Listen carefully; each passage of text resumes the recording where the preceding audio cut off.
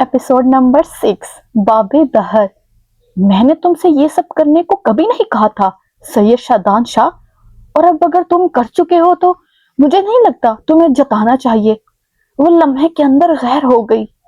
शादान ने जवाबन बहुत कुछ कहा था। खामोश वो भी ना रह सकी थी। वो गुस्से से बाहर निकल गया था, मगर रात 8 बजे इसका गुस्सा झाग की तरह बैठ गया, जब इसके लाए सबूत, इसके लीडर्स और इसी के अंदाज में कोई और सहाफी मुदस्सर रज़ाक की पकड़ किए हुए था। यानी हजाला ने सिर्फ वो सबूत देखे नहीं, शायद वो इन्हें अपने ईमेल एड्रेस पर भेज भी चुकी थी। इसे अपने पैरों से जमीन खिसकती हुई महसूस हुई। इसे अपने सीने में शदीद दर्द होता महसूस हुआ। इसका बॉस इस पर चिल्ला रहा था। जिंदगी में पहली बार शादान का शो ऑन एयर हुआ था, मगर इसके पास कहने को कुछ नहीं था। वो बेवकूफों की तरह कभी मेहमान को देखता, कभी कैमरे को। वो लाइव शो से उठकर कैफे आया था। लोग इसे देख रहे थे। कैफे का अमला भी। बेलों वाली मेज खाली थी। वो वहां नहीं थी। शादान ने लरजते हाथों से इसे ईमेल भेजने की कोशिश की, मगर एड्रेस गैर वैलिड था। आज पहली बार वो कैफे में किसी और नशत पर बैठा था। शौकी शस्तर। इसे रोना भी ना आ सका। वो शल था। सोशल मीडिया पे लोग ना जाने क्या क्या कह रहे थे। इसे धड़ाधड़ कॉल्स की जा रही थी, मगर वो सुन था। ये मैडम ने आपके लिए दिया था सर। अमले में से किसी ने सुरख स्टिकी नोट इसकी तरफ बढ़ाया। शादान ने वो थाम लिया, एक मोहम सी उम्मीद के तहत, एक आस कि शायद वो इसके लिए कोई पत्ता छोड़कर गई हो। मगर वो अल्फाज कुछ मुख्तलिफ थे। आइंदा किसी रिलायबल इंसान पर भरोसा करना। अल्फाज थप्पड़ की तरह इसके चेहरे पर लगे, शायद दिल पर भी। इसे गुस्सा आया था। इसे बेबसी महसूस हुई। इसे मलाल हुआ। इसे शिकस्त महसूस हुई। आज के शो में होने वाली गैर प्रोफेशनल हरकत और इसके लीड किसी और को मिल जाना, इसकी जॉब जा चुकी थी। इसे यकीन था हजाला से वो नहीं मिल सकता। ये वजदान था। इस रात इस कैफे में बैठकर इसने बहुत कुछ हार दिया था। जॉब, दिल, सुकून, सरफरिश थे। आज हाल में इस कैफे में बैठे हुए इसे अंदाजा हुआ था कि वो 3 साल गुजार आया है। जिंदगी ने इसे इन 3 सालों में सब वापस दिया था। काम, शोहरत, मकाम। अगर कुछ नहीं दिया था तो वो हजाला थी। गहरी सांस लेते हुए इसने एक बार फिर कागज पर चंद अल्फाज घसीटे। 3 सालों में वो ऐसे कितने नोट्स लिख चुका था, इसे गिनती भूल गई थी। मगर वो हर माह यहाँ आकर एक स्टिकी नोट पर चंद सतूर लिखता और इसे भेरे के हवाले कर देता। आज एक बार फिर इसने एक नोट लिखा, वॉलेट और चाबी उठाई और उठ खड़ा हुआ। चाय, कॉफी आज भी अनछुई थी। आज एक बार फिर इस कैफे से बाहर जाते हुए इसका दिल भारी था, बेहद भारी। हर गुजरता दिन इसके दिल के जख्म हरे कर देता था। बाबे दोहर के खुलने से 4 घंटे कबल, तारीख 7 जनवरी, शाम 4 बजे, सिंगर मेज के सामने खड़ा वो एक हाथ से अपने बालों में ब्रश कर रहा था। स्याह बाल सलीके से जम गए तो इसने कलाइयों पर हल्का हल्का परफ्यूम स्प्रे किया, गर्दन पे कुछ ज्यादा ही। अब वो खुद को आईने में देख रहा था। सफेद रंग के शर्ट्स के ऊपर सुरमई स्वेटर था, जिससे शर्ट के कॉलर और कफ झांकते थे। सफेद सी सुरमई रंग के स्लीक्स पहने अब वो आईने से हटा। बेड पर बैठकर इसने जूते पहने, इसके स्याह जॉगर्स, जिन पर सुनहरे पट्टे थे। जूतों पर वो हमेशा से लाखों रुपए लुटा दिया करता था और अफसोस नहीं होता था। वो उठकर इस कैफे के लिए निकलता कि इसका मोबाइल जलकर बुझा।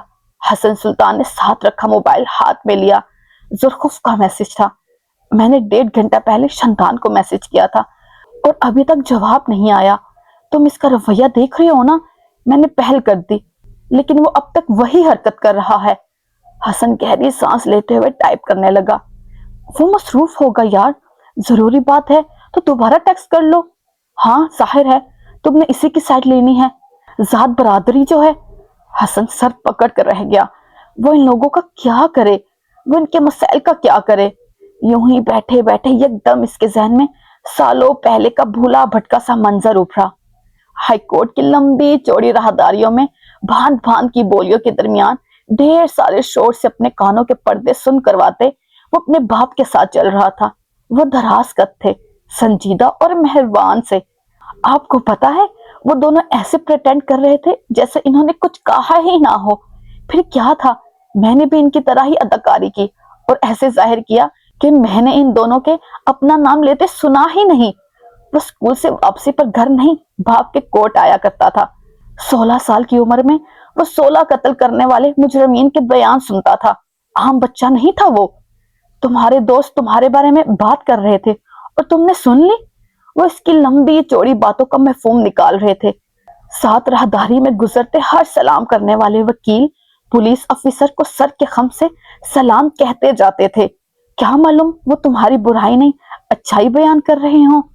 حسن سلطان راہداری کی عین بیچوں بیچ تھم سا گیا۔ مہراج بھی چلتے چلتے رکے تھے۔ چونکہ وہ دونوں تمہارے دوست ہیں تو تمہیں لگا وہ دونوں مل کر گروپ بندی کر لیں گے اور تمہیں ایک طرف کر دیں گے۔ وہ آگے آئے، حسن کے کندھے پر ہاتھ رکھا۔ میوچل فرینڈشپ بڑی آزمائش ہوتی ہے بچے، یہاں سنبھل کر چلنا ہوتا ہے۔ حسن چپ سا ہو گیا۔ تھوڑی دیر بعد وہ دونوں گاڑی کی پچھلی نشست پر بیٹھے تھے۔ مہراج سلطان اپنے موبائل پہ کچھ دیکھ رہے تھے۔ حسن الجھا ہوا تھا۔ انہوں نے گہری سانس لی اور ورکنگ آورز ختم ہونے کے بعد بھی ایک کیس کی طرف مڑے۔ مسئلہ کیا ہے حسن؟ آپ اتنے شیور کیسے ہو سکتے ہیں کہ وہ دونوں میری برائی نہیں کر رہے تھے؟ اس نے کہہ ڈالا، کیونکہ میں جانتا ہوں تم ایسے کام نہیں کرتے جن پہ دو لوگ بیٹھ کر تمہاری برائی کریں۔ یا شاید میں اپنی جگہ رکھ کر سوچ رہا ہوں۔ اگر میں وہاں ہوتا تو مجھے یقین ہوتا میرے دونوں دوست میری برائی نہیں کر رہے۔ وہ سنجیدگی سے بولے۔ حسن سوچ میں پڑا۔ اور آپ کو ایسا کیوں لگتا؟ کیونکہ میں دوستوں سے بدگمانیاں نہیں پالتا۔ حسن ٹھٹک گیا۔ کیونکہ میں دوستوں کے ساتھ ڈرامہ اداکاری نہیں کرتا، جیسے کہ تم نے انہیں بتا دینا تھا کہ تم نے ان کی بات سنی ہے اور اب تمہیں وضاحت چاہیے، بجائے اس کے کہ تم ان کے ساتھ اداکاری کرتے۔ دوست آئینہ ہوتے ہیں، بدگمانیاں اس آئینے کو دھندلا کر دیتی ہیں۔ دوستوں سے اچھے گمان رکھا کرو۔ آخری بات جیسے ہدایت تھی۔ تھوڑی دیر بعد گاڑی میں خاموشی رہی۔ پھر جیسے کسی خیال کے تحت انہوں نے حسن کو پکار لیا۔ کیا تم گوسپ میں حصہ لیتے ہو حسن؟ اور یہاں حسن سلطان کو لگا تھا وہ ہل نہیں سکے گا۔ اس نے منہ سے کچھ نہ کہا، مگر اس کا چہرہ سب کہہ رہا تھا۔ اگر کرتے ہو تو چھوڑ دو، کیونکہ جو انسان غیبت کرتا ہے اس کے دل کا ایک کونا مشکوک ہو جاتا ہے، الرٹ بھی۔ اسے ہر وقت یہ خوف رہتا ہے کہ اس کا کوئی دوست ضرور اس کی برائی کر رہا ہوگا۔ دوستوں پہ یقین یوں ہی نہیں آ جایا کرتا۔ ہر عمل کی شروعات خود سے کرنی ہوتی ہے۔ جب تم اس عمل کو یقینی بناؤ گے کہ تم کسی دوست کی غیبت کا حصہ نہیں بن رہے تو کوئی تمہاری غیبت نہیں کرے گا۔ دوستیاں آسان ہوتی ہیں بچے، نبھانی مشکل۔ مجھے سمجھ نہیں آتی بابا، میرے میوچل فرینڈ جب آپس میں ناراض ہو جاتے ہیں تو ایک دوسرے کی برائیاں کرنے لگ جاتے ہیں، اور ظاہر ہے اب وہ سننی پڑتی ہیں۔ اس لیے جب وہ دونوں واپس راضی ہو جائے تو مجھے ڈر لگتا ہے کہ وہ لوگ میرے بارے میں برائی کریں گے۔ بالآخر اس نے اپنے خدشات کو زبان دی۔ مہراج سلطان مسکرائے، نرم مہربان مسکراہٹ۔ میں نے کہا نا، میوچل فرینڈشپ بڑی آزمائش ہوتی ہے۔ یہ ترازو کے پلڑے ہوتے ہیں، کبھی ایک بھاری تو کبھی دوسرا۔ لیکن ترازو تو آپ کا ہے نا، یہی تسلی کافی ہونی چاہیے۔ وہ ذرا دیر کو چپ ہوئے کہ حسن ان کے الفاظ پروسیس کر لے۔ ذرا دیر کے توقف کے بعد وہ پھر بولے، بجائے اس کے کہ تم اپنے مشترکہ دوستوں کے مسائل اور برائیاں سنتے رہو، تم ان کی صلح کیوں نہیں کرواتے؟ حسن چونک سا گیا۔ کیا یہ ممکن تھا؟ اچھے دوست کا کام یہی ہے کہ جب دو لوگوں کے درمیان مسائل ہوں تو وہ صالح جو بن کر آئے اور معاملہ رفع دفع کر دے۔ اور اگر وہ دونوں راضی نہ ہوئے تو؟ اگر وہ دونوں واقعی دوست ہوئے تو ایک دن مان جائیں گے۔ ایک دوست سے دوسرے دوست کی برائیاں نہ سننا بیٹا۔ ہاں تم یہ کر سکتے ہو کہ جب ان میں سے کوئی شکایت لے کر تمہارے پاس آئے تو تم اسے مختلف توجہات پیش کر دو، جس سے اسے یہ نہ لگے کہ تم کسی کی سائیڈ لے رہے ہو، جس سے تم پہ بھی الزام نہ لگے کہ تم غیبت کر رہے ہو۔ وہ بول کر خاموش ہوئے اور پھر مسکراہٹ دبا کر حسن کو دیکھا جو بھی اسے نڈھال لگتا تھا۔ مشترکہ دوستیاں واقعی آزمائش ہیں۔ ماضی میں اس نے یہ جملہ کسی اور رو میں کہا تھا، اور حال میں پلنگ کی پہنیتی پر بیٹھے اس نے یہ جملہ تھک کر کہا تھا۔ وہ واقعی تھک چکا تھا۔ جوتے پہن کر وہ اٹھ کھڑا ہوا، اپنے آپ کو آئینے میں دیکھا۔ کئی بار آزمائشوں کا ختم ہو جانا حل ہوتا ہے۔ وہ دھیرے سے خود کو بھاور کروا گیا۔ آج اس کیفے کی طرف بڑھتے ہوئے اس کے قدم سلا جو نہیں تھے، وہ تھک گیا تھا۔ اب وہ آزمائش کو ختم کرنے جا رہا تھا۔ اس کی طرف سے سب ختم۔ दोहर के इस बाप को बंद हो जाना चाहिए, कम से कम हसन सुल्तान की तरफ से बंद हो ही जाना चाहिए। बाबे दौर के खुलने से 3 घंटे कबल शाम 5 बजे, तारीख 7 जनवरी, सफदर मेंशन में उतरी वो शाम ताजा दम थी। मास्टर बेडरूम का दरवाजा खोलते हुए अंदर आओ तो सुल्तान सफदर अभी तक नाइट सूट पे मलबूस था, बाल बिखरे हुए थे। वॉक इन क्लोजेट के अंदर सफेद रंग के अलमारी को खोलो, वो अपने सामने टंगे ढेर सारे ब्रांडेड कपड़ों को देखे गया। हर रोज ये काम इसके मुलाजमीन किया करते थे, मगर आज कुछ था, कुछ खास सा। कम से कम आज जिनसे मिलने वो जा रहा था, इसके लिए किसी मुलाजिम की पसंद का लिबास नाकाबिले कबूल था। हर हर लिबास को हाथ में लेता, फिर रद्द करता। वो बिलाखिर एक सफेद रंग के हाई नेक स्वेटर के साथ स्याह रंग का ओवरकोट बाजू पे डाले हुए बाहर आया था। पैरों में सफेद रंग के जॉगर्स थे। इसने जॉगर्स बड़े एहतियात के साथ पहने थे। वो काफी पुराने थे, मगर कुछ था जो सुल्तान के लिए हमेशा एक सा रहता। वो शीशे के आगे खड़ा बाल बना रहा था जब दरवाजे पर हल्की सी दस्तक हुई। इसकी इजाजत के बाद कोई अंदर आया था। आपसे कहा है, आपको दस्तक की जरूरत नहीं है भाई। इसने हर दिन दोहराया जाने वाला जुमला एक बार फिर दोहराया। आने वाला रफ से होलिये में था और हाथों में कुछ कागजात उठा रखे थे। वो सुल्तान के निकलने से पहले इससे मिल लेना चाहता था। दीवार के साथ रखे एक सोफे पर बैठे हुए इसने सुल्तान से पूछा, कागजात नामजदगी जमा करवाने हैं, सिर्फ कुछ ही दिन रह गए हैं। तुम्हें और अब्बा को अब सुलह कर लेनी चाहिए। और बोलते बोलते वो रुक गया। इसकी आंखें एक नुक्ते पर साकित हुई। वो सुल्तान के पैरों में इन सफेद जॉगर्स को देख रहा था। 10 साल क्या 10 साल बाद भी वो इसे नहीं भूल सकता था। और सुल्तान ने खुद पर परफ्यूम स्प्रे करते हुए सवाल किया। वो अपने बड़े भाई की नजरों से बेखबर था। दोस्तों से मिलने जा रहे हो? लफ्ज दोस्त पे सुल्तान चौंका था। वो भी आ रही है? इस बार वो चौंका नहीं। कई बार हमारी जिंदगी में मौजूद करीबी लोग हमारे वो इससे बड़ी अच्छी तरह वाकिफ होते हैं। हाँ, आ रही है, इसने संजीदगी से जवाब दिया। और तुम्हारा क्या ख्याल है, इस बार भी दिल पर बोझ रख कर आओगे या कह आओगे? शायद इसे दिलचस्पी हुई थी। कह आऊंगा, मैं इसके वालिद के जनाजे पे नहीं आ सका, कह आऊंगा। वो आईने के सामने से हटते हुए बोला। आंखें सपाट थी, हर तासुर से खाली। इसके अकब में बैठा सराज सफदर हंस पड़ा। मैं इसके बाप के जनाजे की नहीं, इसकी बारात की बात कर रहा हूँ, बाहिसियत दूल्हा। इसमें कब शिरकत करोगे? ये हकूक वो कई साल पहले किसी और को दे चुकी है, सुल्तान ने सरसरी सा कहा और बेड पे पड़ा अपना ओवरकोट बाजू पे डाला। इत्तला के लिए अर्ज है कि वो मंगनी टूट चुकी है, दोबारा कोशिश करने में हर्ज क्या है। मैं एक गेट टुगेदर के लिए जा रहा हूँ, किसी प्रपोजल के लिए नहीं। और आपकी तलाक के लिए अर्ज है, वो 1 हफ्ते बाद निकाह कर रही है। वो सोफे पर इसके करीब आ बैठा और कागजात घुटनों पर रख के अवराक पलटाए। सराज बस तौर से देख रहा था। ये जूते तुम्हारे पैरों में अच्छे नहीं लग रहे, इसने ब्राह्मण कहा। और अवलक पढ़ते सुल्तान के हाथों की हरकत थम गई। 10 साल एक लंबा अरसा होता है, चीजें बदल लेनी चाहिए। एक लम्हे के लिए सुल्तान के दिल में एक ठेस सी उठी थी। आंखों के पर्दे पे जिंदगी फ्लैशबैक की सूरत चलने लगी। जब वो बोला तो आवाज मध्यम थी। 10 साल एक लंबा अरसा होता है, इसने जैसे तराफ किया। 10 साल में चीजें बदल सकती हैं, इनसे जुड़े एहसास और जज्बात नहीं। इसने साइन करना चाहा, मगर जाने क्यों इसके हाथ में लर्जिश आ गई। पुरानी मोहब्बत पुराने मर्ज जैसी होती है, जिस्म के कोने कोने में सरैत कर जाती है। फिर जब कहीं इस भूली बसरी मोहब्बत का जिक्र छिड़ जाता है, जिस्म का हर हर हिस्सा इस तकलीफ को महसूस करता है। ये मोहब्बत जिस्म के हिस्सों से जों की तरह चिमट जाती है। इसे निकालना जिस्म को खींचने के मुतरादिफ है। इसने कागजात पे दस्तक नहीं किए और सिराज की तरफ बढ़ाए। कुछ देर पहले वाली जाज़बियत अब मकफूत थी, वो डिस्टर्ब लगता था। मुझे लगा था इन 10 सालों में तुम अपने जज्बात को फरामोश कर चुके हो। सुल्तान इस सारे में पहली बार मुस्कुराया। जज्बात को फरामोश कर देने से इंसान इंसान नहीं रहता। मुझे रहना था, सो मैंने इन पर काबू पाना सीख लिया। और मुझे लग रहा है तुम वो काबू खो रहे हो। इस गुफ्तगू में पहली बार सुल्तान की रंगत मुतगैर हुई थी, लेकिन बस एक लम्हे के लिए। यही तो स्ट्रगल है, खोना पाना, इस खेल का हिस्सा है। वो उठ खड़ा हुआ, इसे जाना था। मैंने फैक्ट्री के कागजात पे दस्तखत कर दिए हैं। नामजदगी का देखा जाएगा, कोई और मसला हो तो देख लीजिएगा। मैं कुछ दिन छुट्टी पर जा रहा हूँ।